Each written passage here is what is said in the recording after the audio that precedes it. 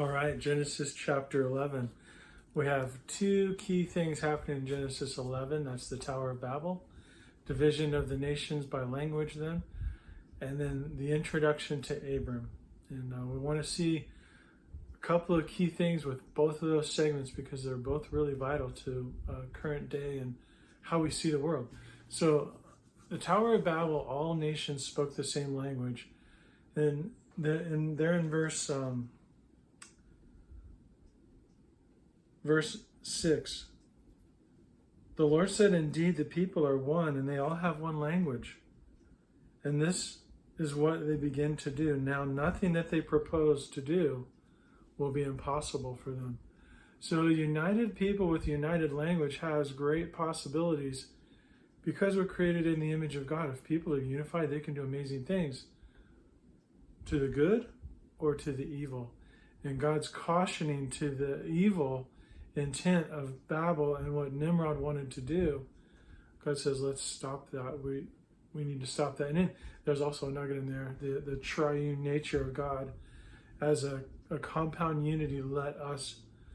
So there's a hint there, especially in the Hebrew language. There's a compound unity to that word, let us.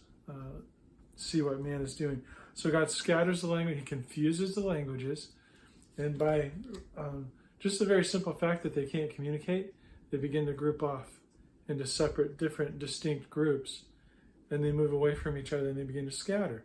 So it's a very simple way that God was able to actually work through and work out his plan that men would expand across the whole world and multiply and be fruitful rather than congregating in one little area, which is not necessarily his heart.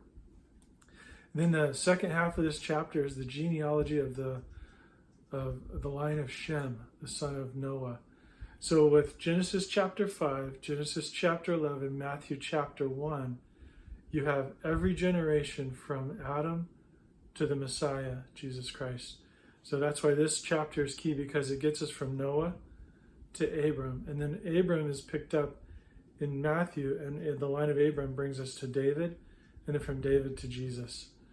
So this is a beautiful and vital chapter where we get introduced now to Abram and the call that God had on his life. So you have all of these nations, but God is going to zero in on this one man and his family and the family line of Abram going forward, which then becomes the rest of the Old Testament and the narrative and the story of the nation of Israel. So hope you enjoy chapter 11.